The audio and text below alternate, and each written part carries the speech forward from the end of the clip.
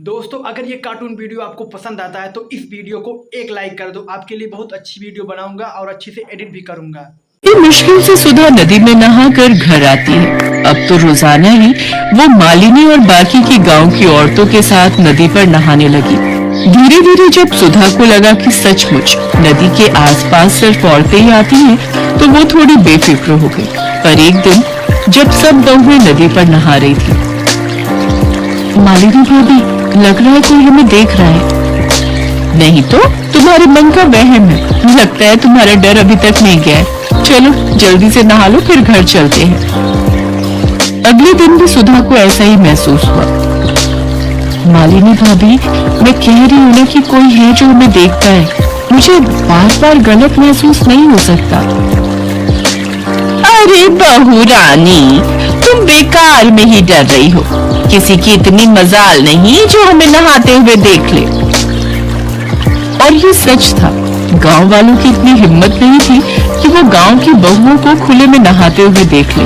तो आखिर कौन था जो उन सबको खुले में नहाते हुए देख रहा था? अरे यार मगन, ये गांव तो बहुत बढ़िया है यार। तूने बिल्कुल सही जगह का पता लगाया बे। खुले में नहाती इन गांव वालों की बहुओं के हमने बहुत ही बढ़िया फोटो अपने फोन में निकाल ली है बे। वही तो, मैंने बिल्कुल सही गांव का पता लगाया ना। अब इन फोटोओं का इस्तेमाल करने का सही समय आ गया बे।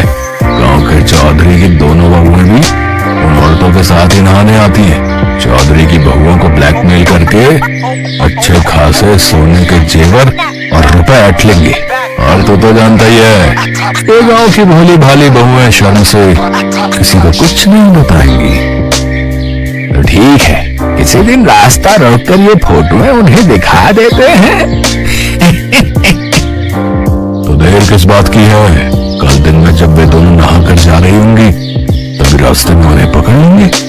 अगले दिन मालिनी और सुधा नदी पर नहाकर जब हवेली की तरफ जा रही थी, तो नदी से थोड़ी दूरी पर जगन और मगन नाम के उन बदमाशों ने उनका रास्ता रोक लिया और उन दोनों को फोटो दिखाने लगे। दोनों बहुएं डर गईं। अब अगर तुम दोनों नहीं चाहते कि ये फोटो गांव में हर कोई देखे या फिर गांव से बाहर और भी जगह ये फोटो पहुंचे, तो जैसा हम कहते हैं वैसा तुम दोनों करोगी। नहीं नहीं, हमारी ये फोटो किसी को मत दिखाना। तुम्हें क्या चाहिए हमें सीधी तरह बता दो।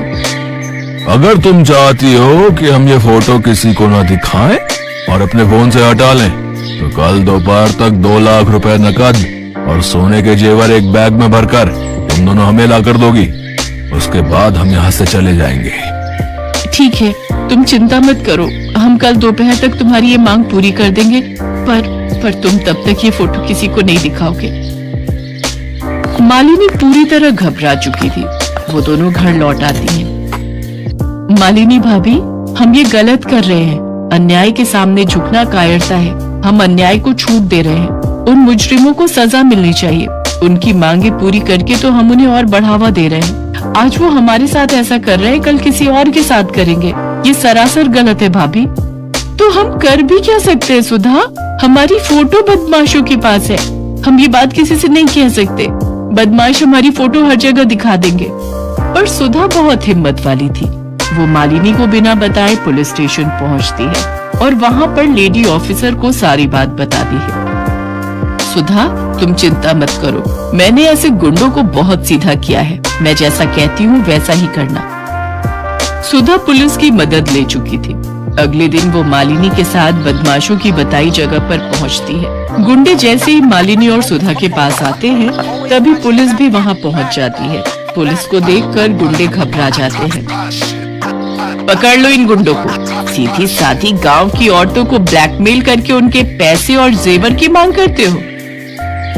मैडम जी, ये वही गुंडे हैं जिनकी आसपास के गांव की पुलिस तलाश कर रही है। इन्होंने पहले भी कुछ गांव की औरतों को ऐसे ही ब्लैकमेल किया था। पुलिस के द्वारा गुंडों को पकड़ने की बात चौधरी के कानों तक पहुंचती है। उन्हें भी अपनी गलती का एहसास हो जाता है। चौधराइन, तुम सच कह रही हो। गलती मेरी ही है। मैं ही पुराने ख्यालों में जी रहा था। मैंने कभी इस ओर ध्यान ही नहीं दिया कि हमारी बहू बेटियों को किस चीज की सबसे ज्यादा जरूरत है। मैं वादा करता हूँ